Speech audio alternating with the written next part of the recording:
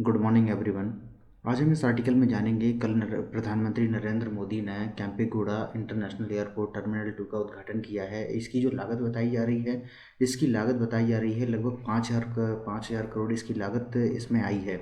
और इसको जिस तरीके से डिज़ाइन किया गया है, एकदम जिस तरीके से बाग होते हैं, जिस तरह बगीचे में हम जाते हैं, उस तरीके से इसमें डिज़ाइन किया गया है।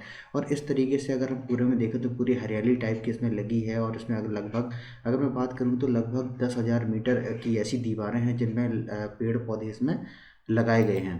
इस तरीके से इसको डिज़ाइन किया गया है। इसमें बहुत सारे आर्टिकल भी इसमें पब्लिश हो रहे हैं जिसमें ये बताया गया है कि इसका जो इंफ्रास्ट्रक्चर है वो वर्ल्ड क्लास है, बेस्ट इन द वर्ल्ड, इस तौर से इसको दिखाया गया है। अब मैं आगे की बात करूं तो आगे की इस तरीके से ये बताया गया है कि इसमें बहुत सारे पॉइंट्स भी हैं इस टर्मिनल के, जिसको ओपन किया गया है क्योंकि अभी हाल ही में नरेंद्र मोदी 2 दिवसीय कर्नाटका के दौरे में गए हैं। उन्होंने वहाँ पे जो वंदे भारत ट्रेन है उसका भी इनॉग्रेशन किया है और केम्पेगौड़ा जो एयरपोर्ट टर्मिनल 2 है उसका भी उद्घाटन किया है। बेंगलुरु एयरपोर्ट का नया टर्मिनल इसका उपयोग करने वाले पैसेंजर्स के लिए नई सुविधा लेकर आएगा। बढ़ते हुए ये एयरपोर्ट हमारे शहरों का बिजनेस पोटेंशियल बढ़ा रहे हैं, नौजवानों के लिए नए अवसर भी बना रहे हैं। आज हमारा प्रयास है कि बेंगलुरु शहर का विकास वैसे ही हो जैसे नाड़ प्रभु केम्पेगौड़ा जी ने कल्पना की थी।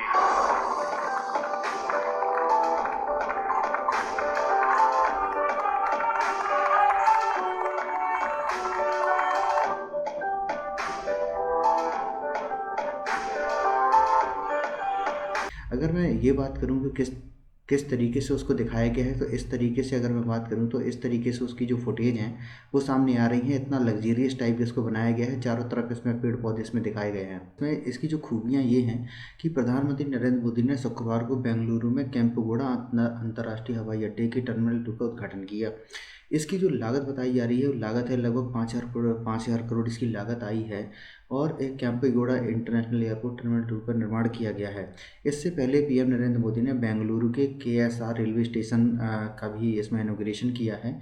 जिसमें क्या होता है कि अगर मैं ये बात करूं कि केएसआर जो रेलवे स्टेशन है इसमें वंदे भारत जो 5वीं है इसका इनॉग्रेशन किया गया है। कि अगर मैं बात करूं तो भारत में अभी तक 5 वंदे भारत एक्सप्रेस ट्रेन का जो अभी इनॉग्रेशन किया गया है, जिसमें जो दक्षिण भारत की ये पहली वंदे भारत एक्सप्रेस ट्रेन इसमें है।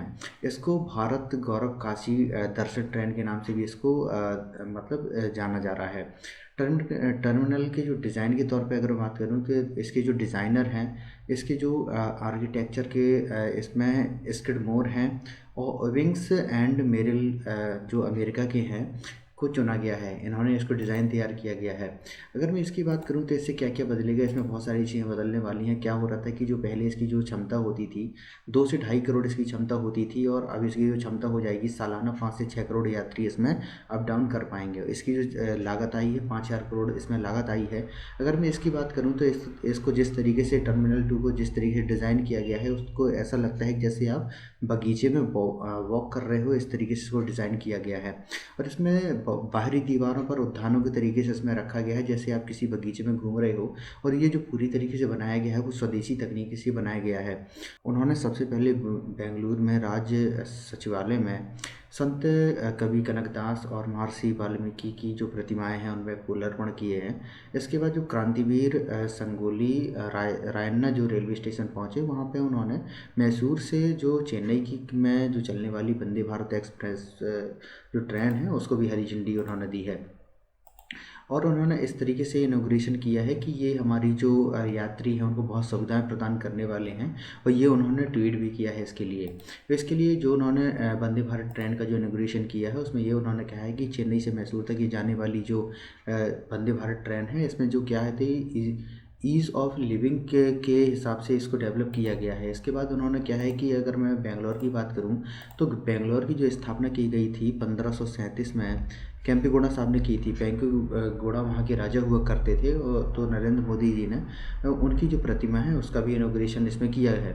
और इस तरीके से उन्होंने ये भी बताया है कि इनकी जो बहुत बड़ी भूमिका रही है, इनका ये सपना था कि हम जो बेंगलोर को बहुत अच्छे तरीके से विकसित करें और इसका डेवलपमेंट करें। इस तरीके से उन्होंने सपने सजोए थे। तो नरेंद्र मोदी जी ने, क्या होता है कि जब हम बहुत अच्छी जो इस तरीके से अगर हम डेवलपमेंट करते हैं तो क्या होता है कि अभी 2023 में, और 2023 में भारत में बहुत सारे जो अगर मैं समिट है, बहुत सारे समिट भी इंडिया को होस्ट करना है। जैसे अगर मैं सबसे बड़ी अगर मैं समिट की बात करूं तो G20 समिट जो इंडिया को होस्ट करना है 2023 में। 2023 में मतलब G20 तो है ही, G20 के बाद हमारी जो क्वाड की समिट है, तो क्वाड की समिट भी इंडिया में ही होनी है। तो इसको लेके क्या होता है कि हमारे पास बहुत अच्छे एयरपोर्ट होने चाहिए। क्या होता है कि और 2023 में एक और हमारे यहाँ पे सबसे बड़ा इवेंट होने वाला है, जो हमारे यहाँ पे वर्ल्ड कप 50 ओवर का जो वर्ल्ड कप है वो भी इंडिया में होने वाला है। जब कोई भी क्रिकेट का इवेंट होता है तो बहुत सारे देश के लोग हमारे यहाँ पे आते हैं। तो हमारे पास भी इतना अच्छा हमारे पास डेवलपमेंट होना चाहिए कि लोगों को हमारे देश में अच्छा लगे। तो आशा करता हूँ कि आपको इस वीडियो अच्छा लगा होगा। अगर आपको वीडियो अच्छा लगा हो तो प्लीज़ इसको लाइक कीजिए, सब्सक्राइब कीजिए एंड शेयर कीजिए। धन्यवाद।